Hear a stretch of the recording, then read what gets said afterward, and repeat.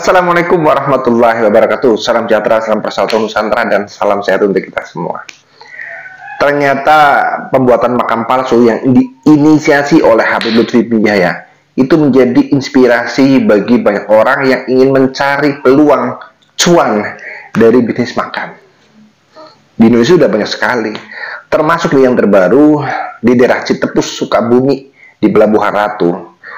Ada 41 makam yang diduga adalah makam palsu. Ya, makam itu sengaja dibuat di dalam perkebunan karet. Awalnya dari pemilik ini tidak paham, karena ada orang dari Banten yang menyewa lahannya. Katanya mau dibangun saung untuk tempat istirahat, untuk tempat ya menyepi, mencari inspirasi. Tapi ternyata ketika sudah sekian bulan, di sana muncul ada sekitar 41 makam yang diduga itu palsu, karena sebelumnya memang tidak ada. Nah, kemudian setelah dikonfirmasi, ternyata makam-makam tersebut, makam tersebut itu adalah untuk properti pesugihan. Ya, kalau Habib Lutfi itu kan propertinya properti untuk ngalah barokah, gitu ya. Ziarah kemudian di sana menghasilkan budi-budi uang.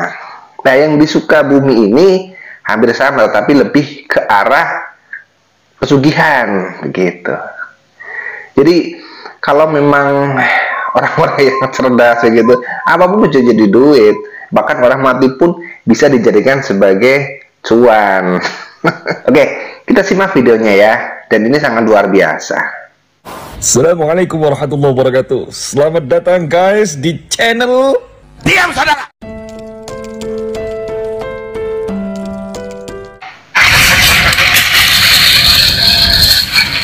Warga di kawasan Citepus, Pelabuhan Ratu, Kabupaten Sukabumi, Jawa Barat menemukan 41 makam keramat palsu yang diduga sengaja dibangun untuk mencari keuntungan sendiri.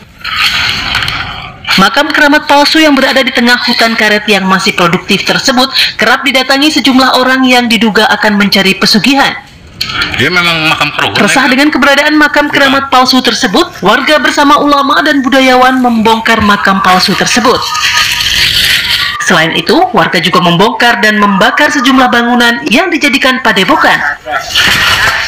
Pemilik lahan kebun karet, Eni Suhaimi, mengaku selama ini lahan tersebut disewa oleh seorang pria dari Banten. Dia bilang katanya mohon izin di sini bikin saung untuk ngademin pikiran sambil jarah. Udah tahu mau bangun makam ini itu ya saya persilahkan. Terus saya izin ke haji ke kakak saya. Boleh kalau mau bikin warung mah saung mah, cuman jangan terlalu lama. Nah, tahu nggak kalau di sini ternyata ada banyak sekali makam-makam? Nggak tahu, karena kalau memang di warung terus tiap hari kan jualan. Jadi kan baru kali ini yang saya tahu gitu ada makam di sini. Sementara itu, petugas kepolisian Polres Sukabumi mengamankan J agar tidak menjadi korban amukan warga yang tengah emosi. Perdugaan perdukunan, namun masih kita dalami. Di sini terdapat juga ada makam palsu yang diduga makam palsu yang kita dalami.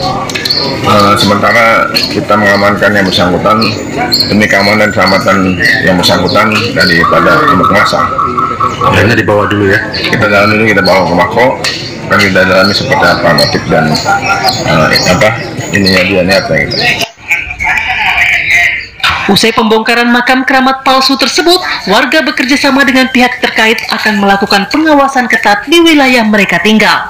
Sebetulnya sudah ada sekitar 6 bulanan nih Mas, 6 bulan lebih gitu makam itu, 6 bulan lebih. Terus hari Kamis kita ada lapor dari warga, karena warga itu tidak berani menelpon sebagai paguyuban kan gitu. Kita datang hari Kamisnya itu juga langsung ke lokasi dan memberitahukan kepada pihak kepala desa dan pihak berwajib lah supaya itu ditindak gitu.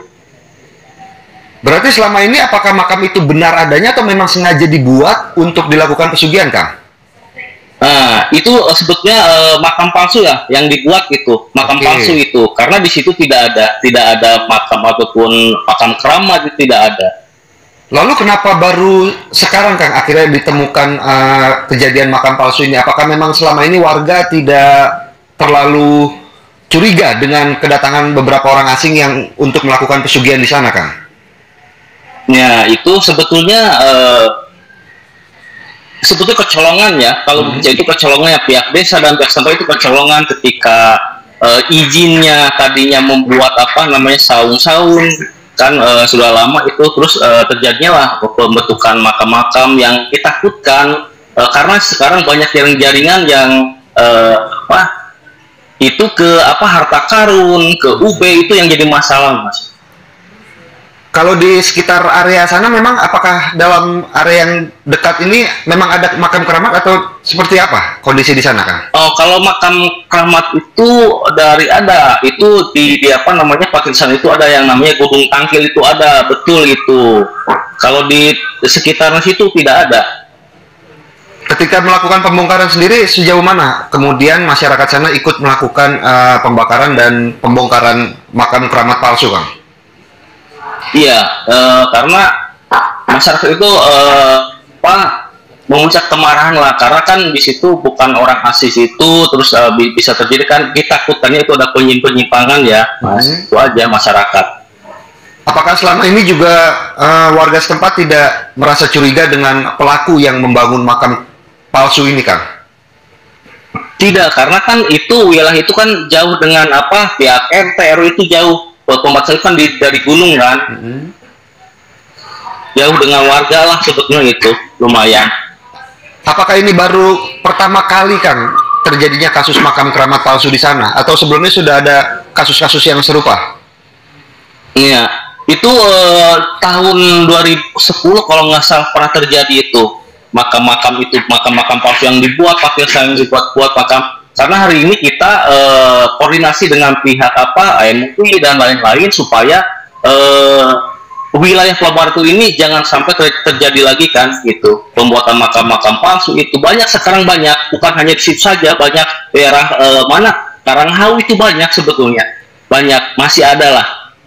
Lalu bagaimana, Kang, untuk upaya dari warga setempat agar kasus serupa tidak terjadi lagi nih, Kang? Upaya intinya kita meminta ke pihak pemerintahan atau pemerintah supaya ada penyusuran lah, gitu kan, ke tempat patilasan, terus tempat wilayah Pelabuhan Ratu lah, supaya itu bertindak, gitu kan, atau dinas di Budpora kan, gitu. Itu harus segera ditindak ketika ada pendatang ya terjadi seperti itu kan, kita tidak ingin lah, gitu, Mas. Baik, terima kasih Kang Firman. Ya, halnya seperti kemarin pada saat di Wonosobo itu ada makam-makam palsu, akhirnya makam tersebut dibongkar. Dan saya berharap di tempat lain, di daerah masing-masing, silahkan kalian cek. Apabila di daerah kalian itu ada makam-makam yang palsu, ya sebaiknya melapor ke aparat, ke pemerintah desa, kemudian bersama dengan masyarakat, hancurkan makamnya, tindak pelakunya, biar menjadi efek jerah untuk semuanya, biar tidak terjadi dan terulang lagi di tempat-tempat lain. Karena kalau untuk membangun makam, kemudian di sana dikasih nama tokoh-tokoh yang seperti Balwi, maka ini bisa menjadi sebuah peradaban baru untuk generasi kita berikutnya, dan sejarah-sejarah di Nusantara ini bisa hilang, diganti dengan sejarah leluhur mereka. Iya, kita harus menjaga negeri ini. Siapa lagi coba? Oke, mari kita jaga negeri ini dari tangan orang-orang jahat, dari para pencuri makam dan dari para pencuri aset.